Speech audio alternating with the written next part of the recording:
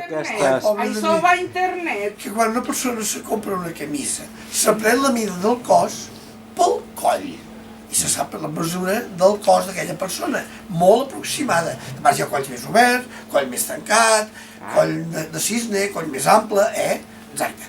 Però per la llenguissa es pren la mida per una altra part del cos. Quina part del cos és aquesta?